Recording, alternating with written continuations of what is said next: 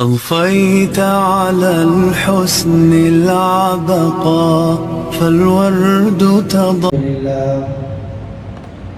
الحمد لله نحمده ونستعينه ونستغفره ونؤمن به ونتوكل عليه ونعوذ بالله من شرور أنفسنا ومن سيئات أعمالنا من يهده الله فلا مضل له ومن يضلله فلا هادي له ونشهد أن لا إله إلا الله وحده لا شريك له ونشهد أن سيدنا وسندنا وحبيبنا ومولانا محمدا عبده ورسوله أما بعد فأعوذ بالله من الشيطان الرجيم بسم الله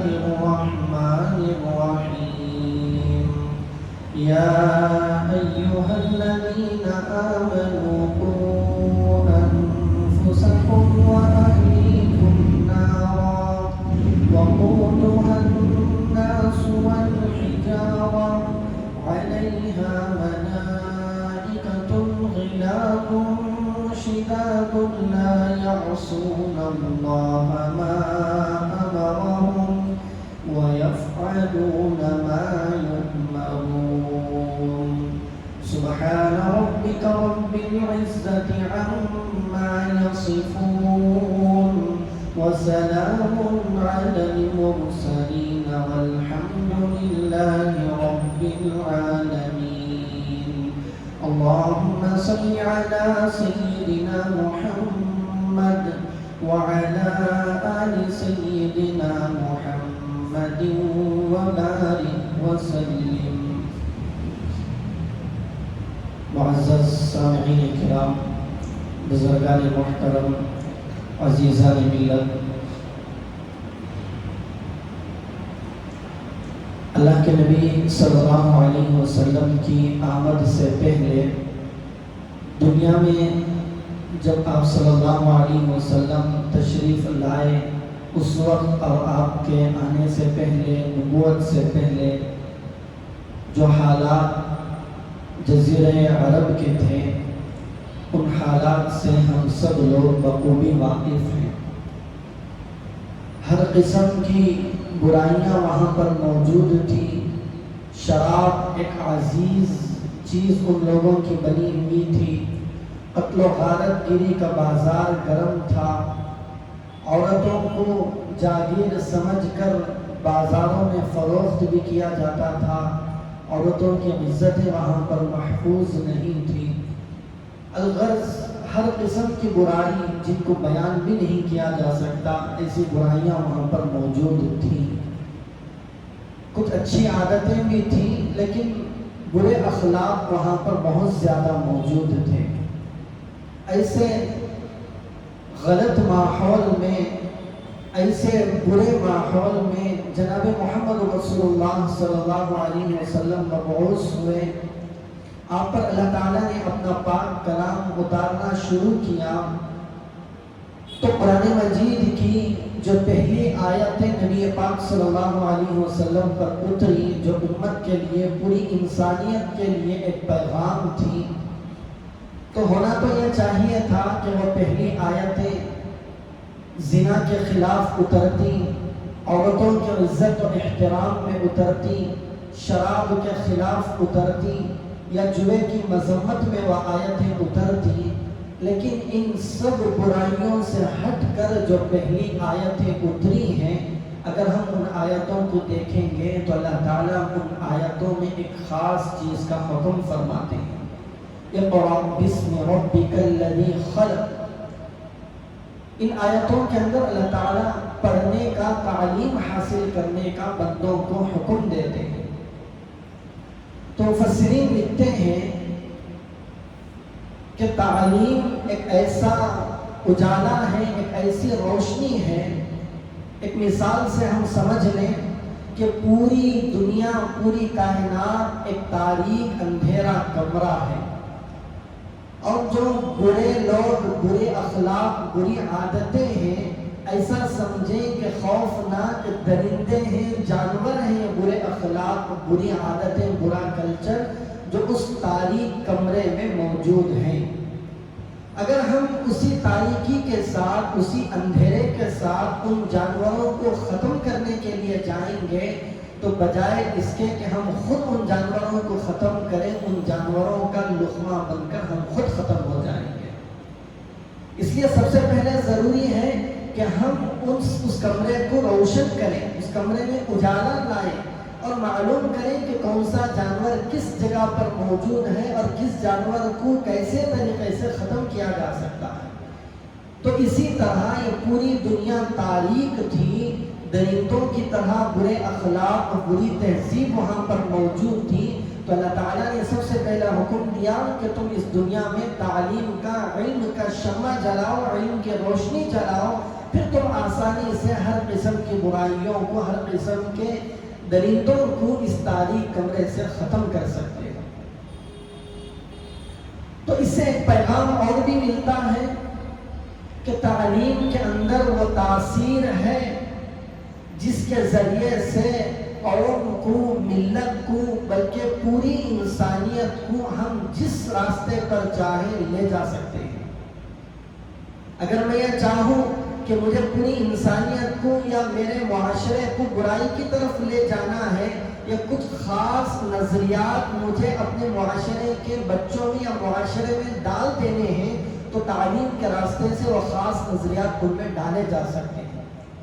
اگر میں یہ چاہوں کہ کسی معاشرے کے اندر عیسائیت پھیلانا ہے تو تعلیم کے ذریعے سے آرام کے ساتھ وہ عیسائیت پھیلائی جا سکتی ہے۔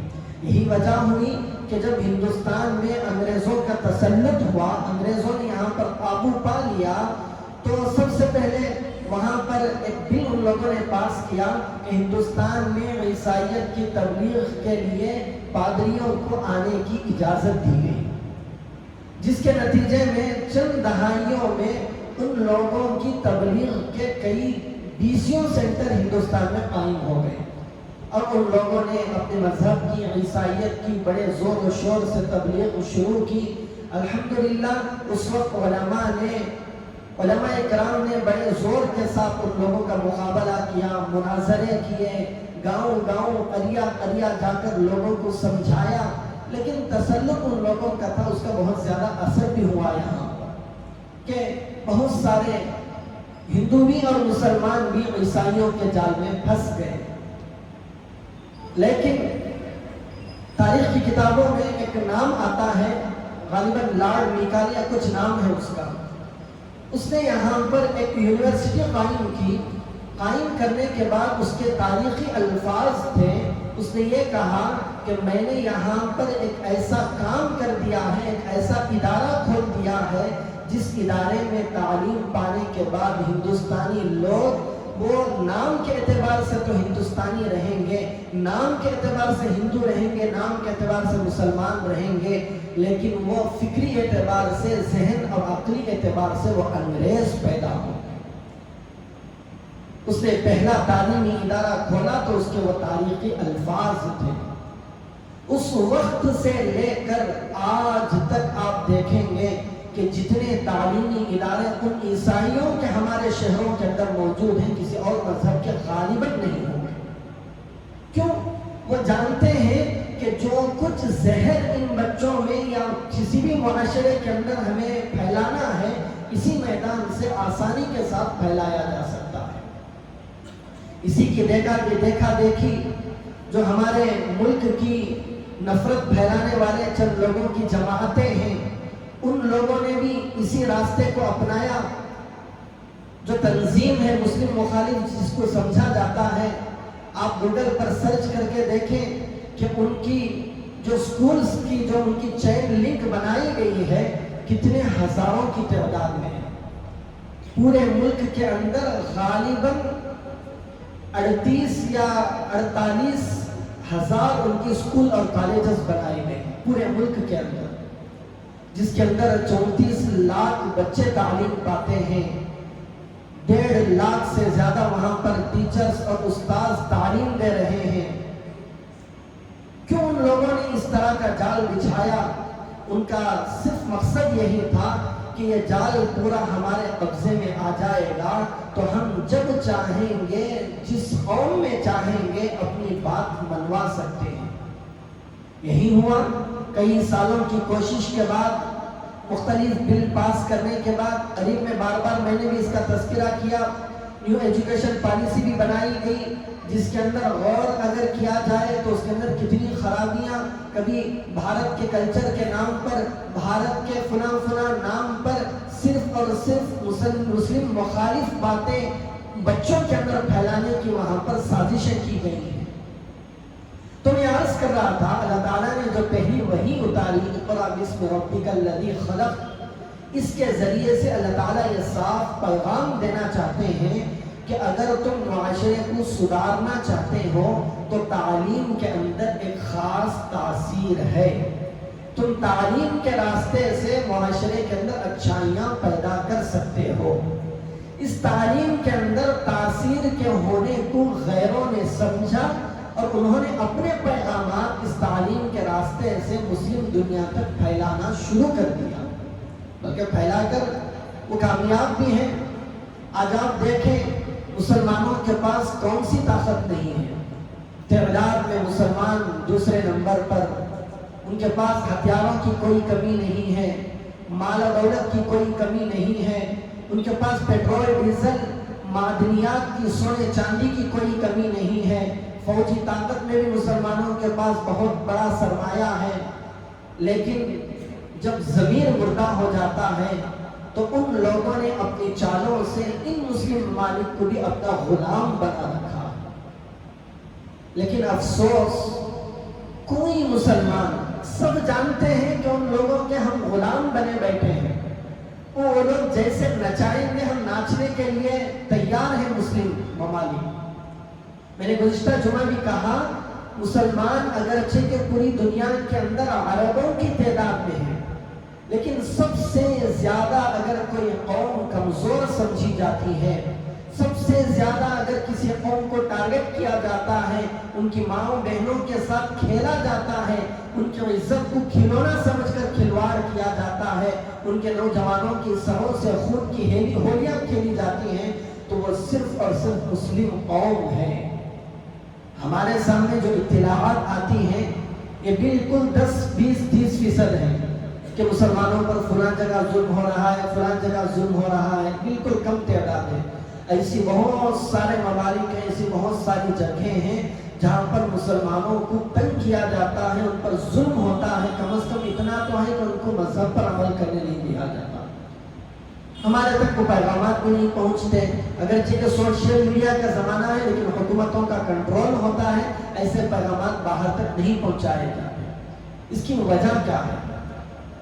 یاد رکھیں، کسی بھی قوم کی پہچان، کسی بھی قوم کا تشخص، کسی بھی قوم کا کلچر، یہ اس قوم کا بہت ہی قیمتی اور اہم سرمایہ ہوتا ہے، اور اسی چیز پر حملہ کیا جاتا ہے۔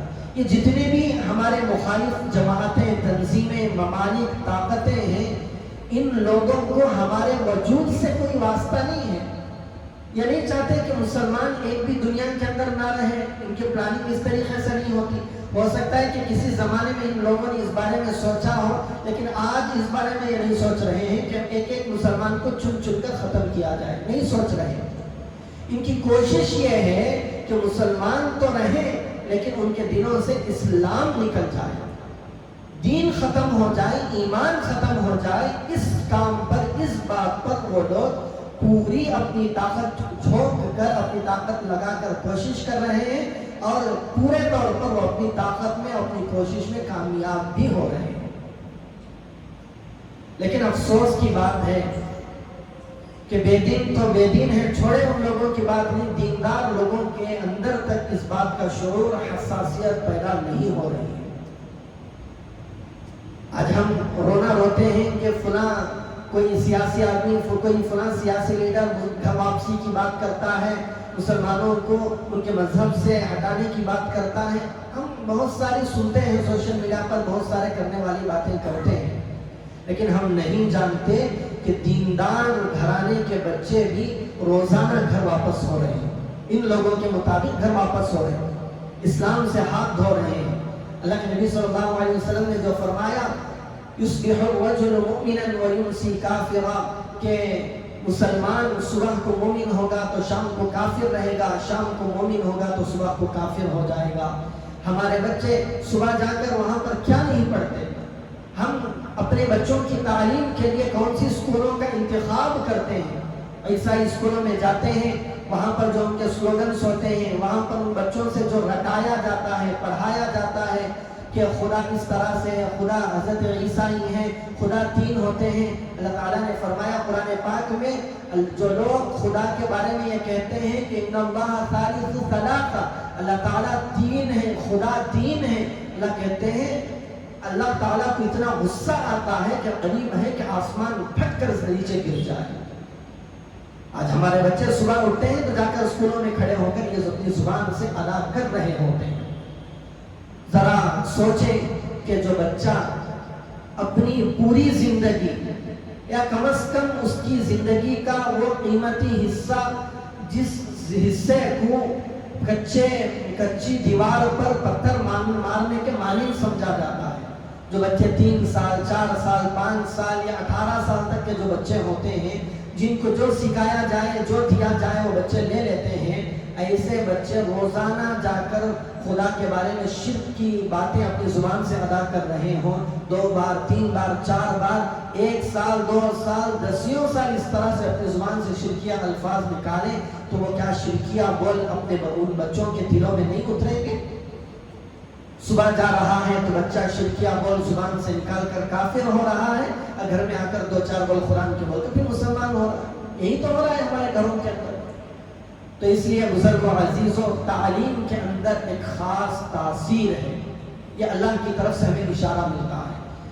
تو تعلیم کے ذریعے سے ہم اپنے بچوں کو جس رخ پر چاہے موڑ سکتے ہیں، اس لیے ہم ابھی سے سوچیں کہ مجھے اپنے بچے کو کس سمت میں، کس رخ پر موڑنا ہے۔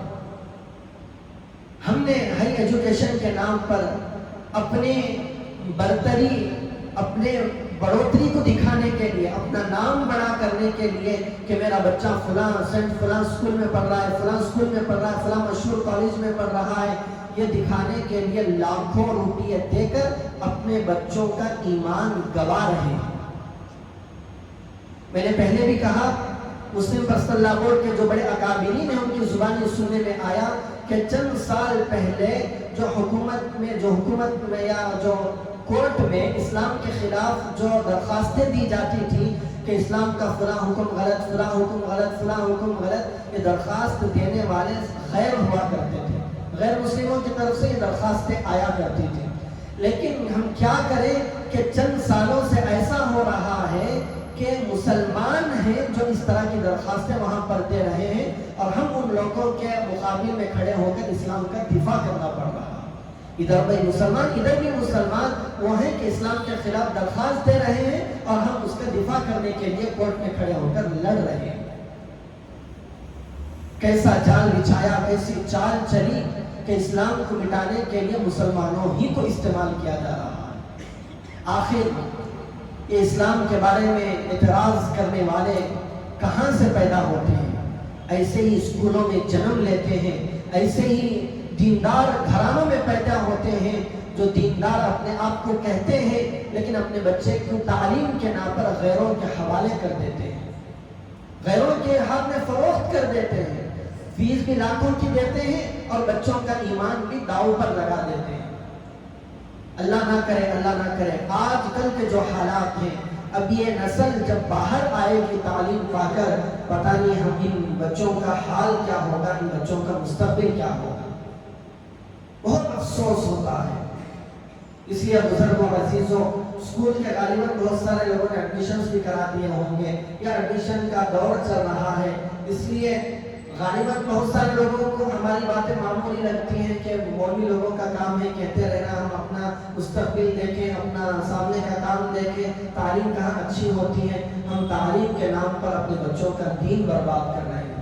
کل یہی بچے جن اللہ کے سامنے کھڑے ہو کر کہیں گے خدا یہ یہی ماں ہے، یہ یہی باپ ہے، یہ وہ ماں تھی جب میں تھوڑا کھانستا تھا تو یہ اپنی پوری رات کی نیند قربان کر دیا کرتی تھی، یہ وہی باپ ہے جب میں 10 روپے کی چیز مانگتا تھا تو 10 روپے کمانے کے لیے اپنے پوری دن کی محنت کیا کرتا تھا، اپنی پوری دن کی کمائی ہوئی محنت کی کمائی لا کر میری ایک خواہش پر قربان کر دیا کرتا تھا۔ اللہ دنیا میں ان لوگوں نے میرے ہر راحت و آرام کا خیال کیا، لیکن ان لوگوں نے میرے ایمان کو بچانے کے لیے کوئی کوشش نہیں کی۔ ان لوگوں نے اپنے ہاتھوں سے لے جا کر میرے ایمان برباد کرنے کے لیے جو ادارے قائم کیے گئے تھے وہاں پر ان لوگوں نے ہمیں ڈال دیا۔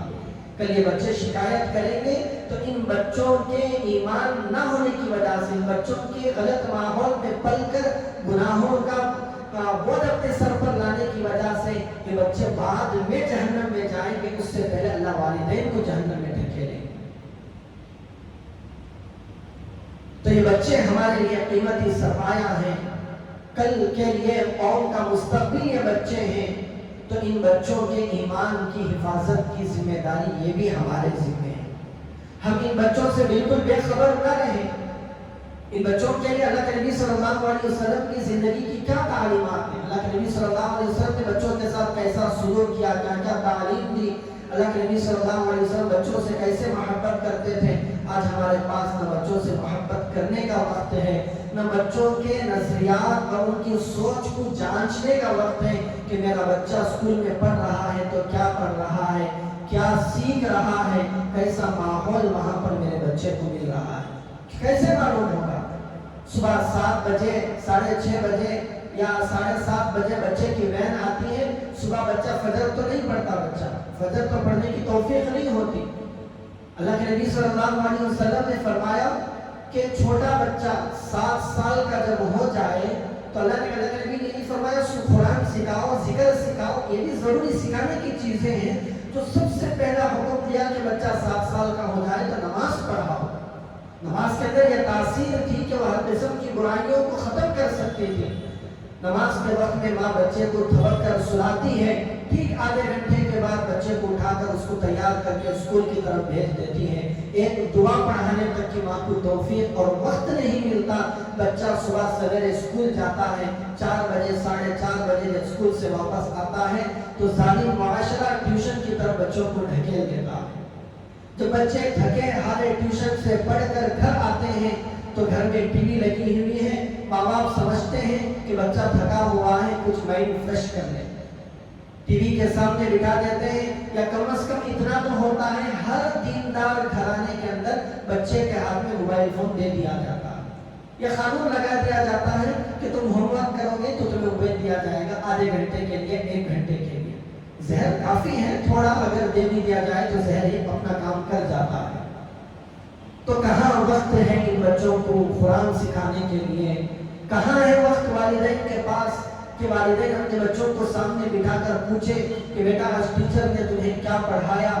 مولانا ومیز ندوی صاحب اپنی ایک رسالے میں لکھتے ہیں کہ غالباً گجرات میں 4تھی جماعت کی ایک ٹیکسٹ بک کے اندر حضرت نے پڑھا کہ روزے کا جو میننگ وہاں پر سمجھایا گیا تھا بچوں کو، وہ یہ سمجھایا گیا تھا کہ روزہ ایک ایسی مہلک بیماری ہے جو دوسروں تک اس کا اثر پہنچتا ہے۔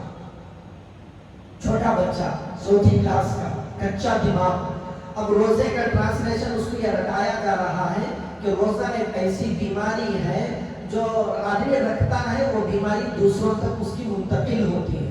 ابھی بچہ بڑا ہو کر روزہ رکھے گا یا بچپن میں رٹے ہوئے الفاظ پر عمل کرنے کی کوشش کرے گا۔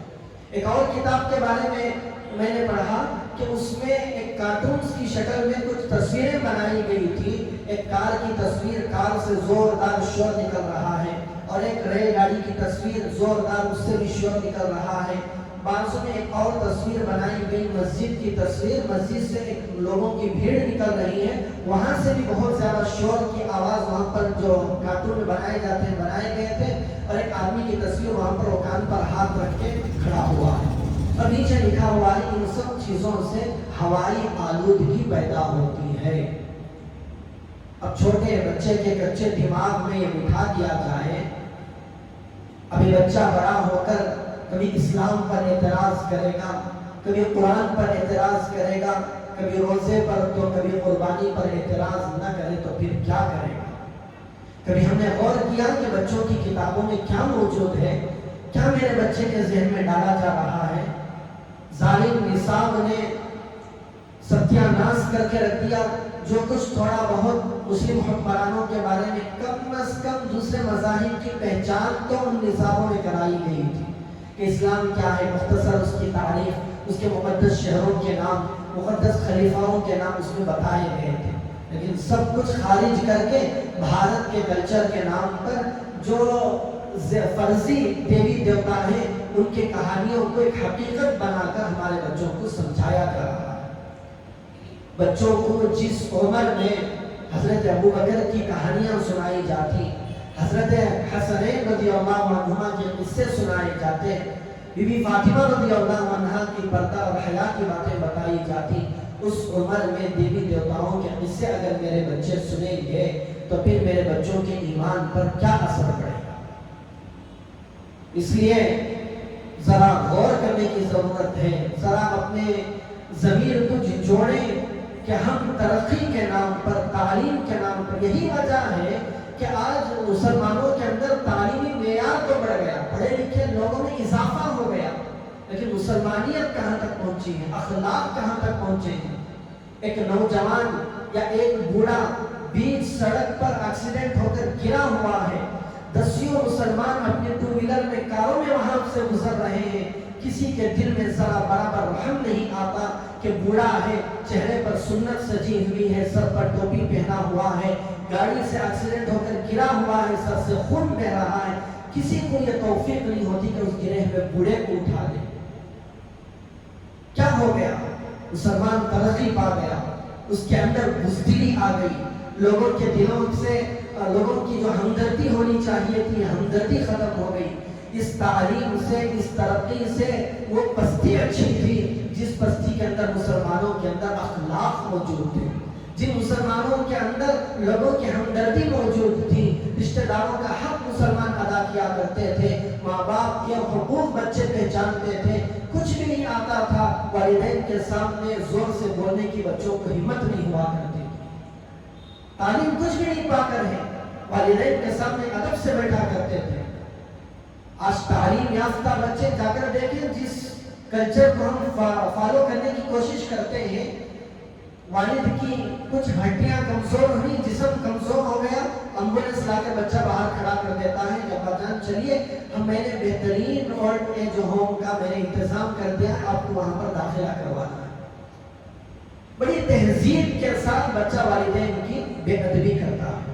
کون پڑھا لکھا تہذیب یافتہ ہم جس کو سمجھتے ہیں، تو خدا را اس تعلیمی نصاب کے ذریعے سے، اس ماحول کے ذریعے سے ہمارے بچوں کے دلوں میں بزدلی ڈالی جا رہی ہے، ہمدردی چھینی جا رہی ہے، لوگوں کے حقوق سے اس کو دور کیا جا رہا ہے، بے حیائی ان بچوں کے دلوں میں ڈالی جا رہی ہے۔ یہی بچے آگے چل کر اسلام کے خلاف استعمال کیا جانے والا ہتھیار بن سکتے ہیں، میرے گھر میں پلنے والے بچے۔ اس لیے بچوں کی تربیت پر خاص دھیان دیں۔ یا ایھا الذین آمنوا قوا انفسکم، اللہ نے فرمایا تمہیں خود بھی اپنے آپ کو جہنم سے بچنا ہے، وَأَهْلِيكُمْ، اور اپنے اہل کو، اپنے اہل سے مراد کون ہے؟ جو کچھ اس کی ماتحتی میں آنے والے ہیں، چاہے وہ بیوی ہو، چاہے وہ میرا بیٹا ہو، بیٹی ہو، یا پوتا ہو، نواسی ہو، جس بندے پر میرا حق آتا ہے، یا جس بندے کے پاس میری بات چل سکتی ہے، میں اپنی پوری کوشش یہ کروں گا کہ اس بندے کو میں جہنم سے بچاؤں۔ اللہ نے میرے اوپر یہ لازم کیا ہے، یہ اوپر میرے فرض ہے کہ اپنے بچوں کو جہنم سے بچائیں۔ جب میرے بچوں کا ایمان ہی ختم ہو گیا، ایمان ہی کے لالے پڑ گئے، تو پھر یہ جنت میں جانے کے حقدار کہاں رہیں گے؟ یہی وجہ ہے جو روایتوں میں آتا ہے کہ ایک طرف دجال ہوگا، ایک طرف حضرت مہدی علیہ السلام اور حضرت مہدی ہوں گے، ایک طرف مسلمان ہوں گے، دجال کے ساتھ یہودی رہیں گے۔ اب دیکھا جائے گا کہ حضرت مہدی کے ساتھ مسلمان کتنے ہیں، چند ہزار یا چند لاکھ، چند گنے چنے مسلمان حضرت مہدی کے ساتھ ہیں، باقی سب کہاں گئے؟ ان کے دل میں ایمان مضبوط نہیں تھا، دجال کے حملے ہوئے، दज्जाल ने कभी भूख का हमला किया, दज्जाल ने कभी करंट का हमला, बिजली का, पानी की कमी का, मुख्तलिफ तरक्की का ज़माना है, हर चीज़ पर उन लोगों का काबू हो चुका है। आजकल मैं करोड़ों रुपये का मालिक हूँ, लेकिन मेरे पैसे पर मेरा बस नहीं चलता। मेरा पूरा पैसा बैंक में जमा है, कैश में अपने पास पैसा नहीं रख सकता, मेरा पूरा पैसा मुझे अपनी बैंक में रखना पड़ेगा। उन लोगों के दिलों में जब आएगा, बैंक को ब्लॉक करेंगे, कहेंगे कि फलां की बात मानो तो तुम्हारा बैंक अकाउंट खुलेगा, वरना तो करोड़ों का मालिक आदमी भूखा प्यासा रहेगा। सब हालात पैदा किए जा रहे हैं, जो गौर करना चाहे गौर कर सकता है।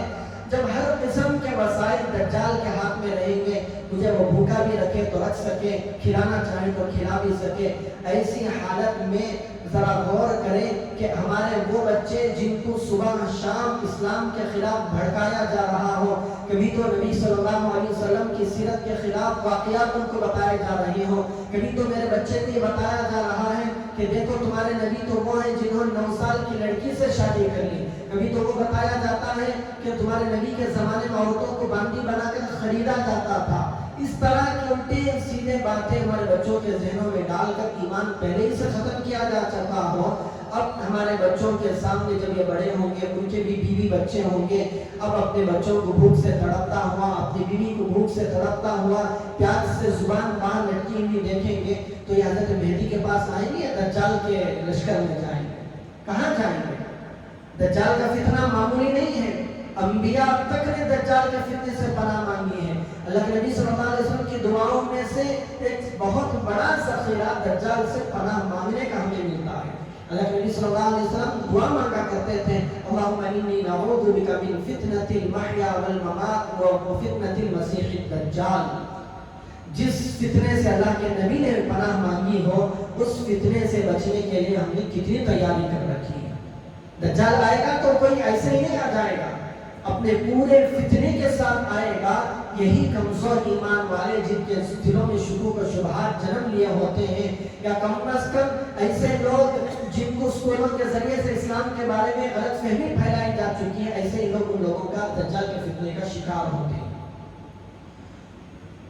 हम अपने बच्चों के हर किस्म के आराम और राहत का ख्याल करने वाले अपने बच्चे की ईमान की हिफाजत नहीं कर सके तो फिर हम वालिदैन किस काम के रहेंगे? तो इसलिए सबसे पहली बात मुझे अर्ज करनी है, स्कूलों को भेजते वक्त अपने बच्चों के लिए सही स्कूलों का इंतखाब करें। अगर तालीमी मेयार में कुछ गिरावट आती है तो अल्लाह ने आपके पास वो ताकत दी है, जाएं मुस्लिम स्कूलों में जाकर कोशिश करें, उन लोगों को आमादा करें कि आप अपनी तालीम का मेयार बढ़ाएं। जब मालदार लोग, पैसे वाले मुस्लिम स्कूलों का रुख करने के लिए तैयार नहीं होते, जब मुसलमानों की स्कूल में दाखिल करने का मौका आता है तो 100 लोगों के सिफारिशात वहाँ पर ले जाते हैं कि भाई हमारे बच्चे की फीस कम करो, इसकी फीस इतनी करो, इसकी फीस इतनी करो। जब फीस वहाँ पर कम नहीं की जाती तो लोगों के सामने बुराइयां करते फिरते हैं कि हमारे कौम के लोग कौम के बच्चों के वास्ते फीस कम नहीं करते। अब यहाँ पर ये हाल है, गैरों के स्कूल में जब दाखिला करवाने के लिए जाते हैं तो एक नजर भी हम सोचने के लिए तैयार नहीं होते कि क्या मैं इतनी फीस दे भी सकता हूँ या नहीं दे सकता। छोटे छोटे LKG UKG के बच्चों के लिए लाखों की फीस वहाँ पर हम दे देते हैं। तो पहले हम इंतखाब ये करें कि उस स्कूल में मेरे बच्चे की ईमान की हिफाजत हो जाएगी और बच्चों के निसाब का मुताला करें। मेरा बच्चा फर्स्ट स्टैंडर्ड में पढ़ रहा है तो उसकी जो स्कूल सिलेबस है, उसकी किताबें माशाल्लाह सब कुछ पढ़े लिखे वालिदैन हैं, बैठकर 2-4 दिन लगाकर उस बच्चे के निसाब को पढ़ें कि मेरे बच्चे को इस पूरे साल में क्या पढ़ाया जाएगा, उसके जहन में क्या डाला जाएगा। अगर निसाब तो सब स्कूलों का एक ही है, अब कोई गलत निसाब है तो उसका एंटीडोज क्या होना चाहिए। अगर इस्लाम के खिलाफ कोई बात वहाँ पर है तो उसका एंटीडोज मुझे यहाँ पर तैयार करके मेरे बच्चे को समझाना है। फिर मेरे घर में दीनी माहौल हो, बच्चों को समझाने का कोई वक्त हो, तालीम का कोई वक्त हो कि घर में 5 मिनट के लिए माँ बाप के साथ बच्चा बैठकर दीन की कोई ज़रूरी बातें सुने। और सबसे बढ़कर मस्जिद के माहौल से हमारे बच्चे जुड़े हुए हों, मस्जिद का कोई मकतब चलता हो या कहीं पर भी मकतब चल रहा हो तो मेरे बच्चे का ताल्लुक मस्जिद से, मकतब से कायम रहे। تو یہ پوری کوششیں کرنے کی ہیں. ان کوششوں کے ذریعے سے ہم اپنے بچے کے کلچر کی، ایمان کی حفاظت کر سکتے ہیں. اور ایک چیز، اگر میرا بچہ اسکول کو جا رہا ہے تو وہاں پر تو نصاب کو دیکھیں گے، ماحول کو دیکھیں گے کہ وہاں پر کس طرح کا ماحول ہے، بے حیائی کو تو فروغ نہیں دیا جا رہا. اور سب سے بڑی یہ چیز دیکھیں کہ بچے کا یونیفارم کیسا ہے. ایسا تو نہیں کہ میرے بچے کا سطر کھلا ہوا ہے، نکر پہن کر میرا بچہ اسکول جا رہا ہے. بچے سے جب حیا ختم ہو گئی، اللہ کے نبی صلی اللہ علیہ وسلم نے فرمایا اذا لم تستحی، جب تیرے اندر سے حیا ختم ہو جائے، فاصنع ما شئت، تیرے دل میں جو آئے کر. حیا ایک ایسی چیز ہے جب تک بندے کے اندر رہتی ہے بندہ اور بھی برائیوں سے رکا رہتا ہے. جب حیا ختم ہو گئی تو بہت ساری برائیاں اس کو اچھائیاں لگنے لگتی ہیں، پھر ان برائیوں کو کرنے میں بچے کے سامنے کوئی آڑ نہیں رہتی. تو حیا پر کہیں حملہ نہ ہو رہا ہو.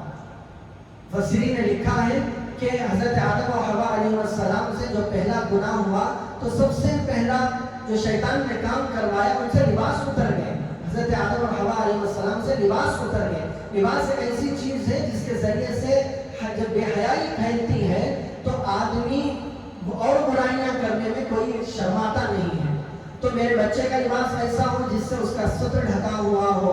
میری بچی اگر اسکول کالج جا رہی ہے تو اس کے پردے کا خیال ہو، سر ڈھکا ہوا ہو. نیچے کہیں اسکرٹ پہن کر تو میری بچی نہیں جا رہی ہے کہ بازار کی رونق بن کر بے حیائی کا کوئی نظارہ پیش کرتے ہوئے اسکول کالج تک میری بچی تو نہیں جا رہی. تختے سے لے کر سر تک میری بچی کا بدن ڈھکا ہوا ہو. ایسے ماحول میں اگر ہمارے بچے تعلیم پا رہے ہوں تو پائے، ورنہ تو گھر میں بٹھائیں، اپنے بچوں کو آن لائن تعلیم دلوائیں. ایسی تعلیم کی کوئی ضرورت نہیں جو تعلیم میرے بچوں کے ایمان کو، ان کے کلچر کو برباد کرنے والی ہو. ہو سکتا ہے کہ میری باتیں بہت سارے لوگوں کو بری لگے. خدا ان سے درخواست ہے کہ ذرا اس معاملے کو غور سے دیکھیں، سمجھیں، حساسیت کے ساتھ غور کرنے کی کوشش کریں کہ ہم لوگوں کو، ہم مسلمانوں کو کہاں پر ڈھکیلا جا رہا ہے. اسکول کا تعلیم کا نظام ٹریننگ ایسا بنایا گیا کہ مکتب کے لیے ہمارے بچوں کے پاس وقت ہی نہیں ہے، بالکل نہیں وقت ہے. اور جن بچوں کو وقت بھی ہے، کبھی ایگزام کے بہانے، کبھی ٹیوشن کے بہانے اونچ نیچ کر کے ان بچوں سے مکتب چھڑا دیا جاتا ہے. قرآن پڑھنے کے لیے، دوسرے مسائل سیکھنے کے لیے ہمارے بچوں کے پاس وقت نہیں ہے. جو کچھ میرا بچہ لے رہا ہے انہیں اسکولوں سے لے رہا ہے. کیا وہاں پر دین سکھائیں گے، تعلیم سکھائیں گے، کہ بتائیں گے کہ اللہ کے نبی صلی اللہ علیہ وسلم کے اخلاق کیا تھے؟ تو اس لیے اپنے بچوں کے ایمان کو برباد کرنے کے لیے پیسہ دے کر ان اداروں پر نہ ڈالیں. اپنے بچوں، بہت سارے ایسے لوگ جو اپنے آپ کو دیندار کہتے ہیں، ماشاءاللہ 5 وقت کی نماز پڑھنے والے، دین میں چلہ 4 مہینے لگانے والے، حج پر حج کرنے والے، عمرے پر عمرہ کرنے والے، جب ان کے بچے گھروں سے اسکول کے لیے جاتے ہیں تو آنکھیں بند کرنا پڑتا ہے. ایسا لباس پہن کر جاتے ہیں. جب ان کا ظاہر یہ ہو تو پھر ان بچوں کا باطن کیا بنے گا؟ ان بچوں کا باطن کیا بنے گا؟ اندر کیا گھسے گا ان بچوں کے؟ جن اسکولوں میں کم از کم اوپر سے سوار کر کم سے کم مسلمانوں کو یہ دکھلایا جائے کہ بھئی ہم ظاہر میں اسلام کی مخالفت نہیں کر رہے، اتنا تو کر لیتے، اتنا بھی نہیں کر رہے. ظاہر بھی یہ دکھا رہے ہیں کہ تمہارے مذہب کے ہمارے نزدیک کوئی وقت نہیں ہے، ہمارے اسکول میں آنا ہے تو ہمارا لباس پہننا پڑے گا. جب ہمارے اسلام کی، ہمارے کلچر کی اتنی دھجیاں وہ لوگ اڑا رہے ہیں تو ہم بے شرم بن کر ایسے لوگوں کی اسکولوں میں، کالجوں میں اپنے بچوں کو کیسے ڈال رہے ہیں؟ ہم کیسے والدین ہیں؟ اور سب سے بڑھ کر چھوٹے سے چھوٹے بچے 2.5 سال 3 سال کے بچے ہوتے ہیں، لے جا کر ان بچوں کو وہاں پر کبھی نرسری کے نام پر، کبھی بیبی سٹنگ کے نام پر ان لوگوں کے حوالے کر دیتے ہیں. بزرگ و عزیزوں، ان بچوں کا حق تو یہ تھا کہ یہ بچہ ماں کی گود میں لیٹتا، ماں اس کو کبھی بسم اللہ سکھاتی، کبھی کھانے کی دعا سکھاتی، کبھی لا الہ الا اللہ سکھاتی، کبھی منہ میں لقمہ ڈالتے وقت کبھی اللہ کا نام لیتی. ساتھ دیکھیے قرآن پاک کے اللہ کے نبی صلی اللہ علیہ وسلم نے فرمایا نماز کے لیے مسجد بھی بچے کو بھیجنے کا حکم دیا. 7 سال ہو جائے تو بچے کو نماز کی تعلیم دو. اس سے پہلے کیا کرنا رہے گا؟ ماں کے پاس، ماں کے لاڑ میں رہے گا، ماں کے دامن میں، ماں کی گود میں رہے گا، ماں کا پیار پائے گا. جب ان بچوں کو ماں باپ کا صحیح پیار نہیں ملتا تو یہ بچے گھر سے باہر نکال کر کبھی لڑکیوں کے پاس، کبھی دوسروں کے پاس پیار کی، محبت کی تلاش کرتے ہیں. نہیں، ان بچوں کو گھر میں رکھ کر والدین اپنا پیار دیں، محبت بچوں سے بانٹیں، بچوں سے محبت کی باتیں کریں، بچے یہ سمجھیں کہ ہمارا خیر خواہ، ہم سے محبت کرنے والا میرے باپ اور ماں کے علاوہ کوئی اور نہیں ہے۔ بچوں کے ذہن میں یہ بات بیٹھ جائے، پھر میرا بچہ اسکول جائے گا تو بچوں کی بات اس کے ذہن میں رہے گی، ماں کا سکھایا ہوا وہ کلمہ میرے بچے کے ذہن میں رہے گا۔ بچہ جب اسکول میں باکس کھانے کے لیے کھولے گا تو لا کرسچنس کی اسکولوں میں کچھ بھی پڑھا نہیں جانا ہے، اگر کہیں بھی چلا گیا میرا بچہ تو وہاں پر وہ کچھ بھی پڑھائے، یہاں پر ماں کا سکھایا ہوا بسم اللہ بچے کی زبان پر وہاں پر آئے گا۔ تو اس لیے گھر میں بچوں کو دینی ماحول دیں، اسکولوں کے نام پر بچوں کے ایمان کو برباد نہ کریں اور مکاتب کا رخ بچوں کو کروائیں۔ مکتب سے، قرآن کی تعلیم سے ہمارے بچے کبھی بھی محروم نہیں رہیں گے۔ اس چند گزارشات میں تھے، میں نے غیر مرتب طریقے سے باتیں آپ کے سامنے عرض کی ہیں، ایک دل کا درد تھا جو میں نے بگڑے تھوڑے الفاظ میں آپ کے سامنے رکھے ہیں۔ امید ہے کہ میری باتیں کم سے کم ہمارے محلے کے لوگوں کو سمجھ میں آئی ہوں گی۔ اللہ تعالیٰ ان باتوں پر مجھے بھی، آپ لوگوں کو بھی، پورے مسلم معاشرے کو عمل کرنے کی توفیق عطا فرمائے۔ وآخر دعوانا ان الحمد للہ رب العالمین۔